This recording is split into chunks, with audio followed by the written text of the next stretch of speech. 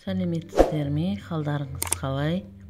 Бүгін үй жағдайында алмадан осындай әдемі дәмі керемет пирог жасайтын боламыз. Қолжетімді заттардан жасаймыз. Алдыменен 2 тал жұмыртқамды миксерлеп алдым. Оған шетінен қант қосып отырамын. Массамыз көтерілу керек. Миксер болмаса қолмен араластырсаңыздар да болады. Бөліп қоссам қантты. Массамыз көтерілу керек.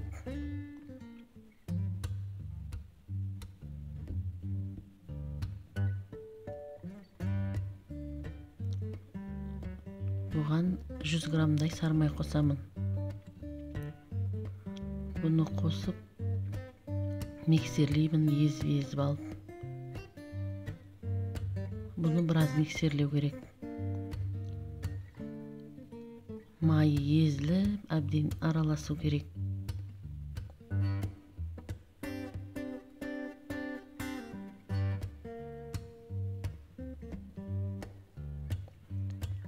Менің каналымнан қандай видеоларды көргенді қалайсыздар, қандай рецепттер түсіргенді қалайсыздар, тіркеліп, пікір қалдырып кетсеңіздер.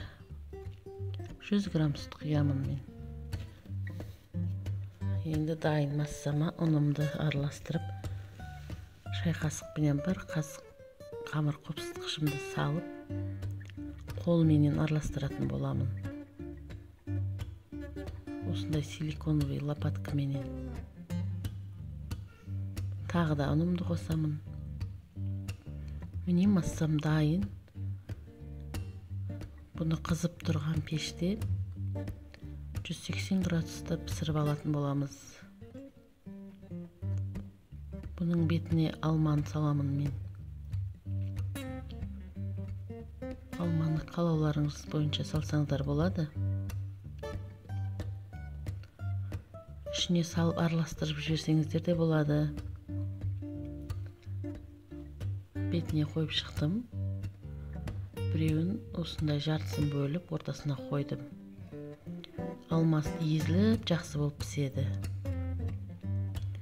Бұны қызып тұрған пеште пісіріп аламыз енді. 180 градуста. Міне пирогым дайын.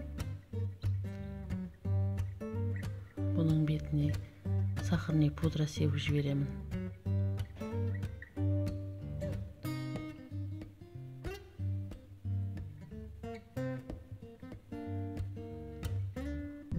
Менің арнама тіркеліп, қолдап отырыңыздар, ас болсын.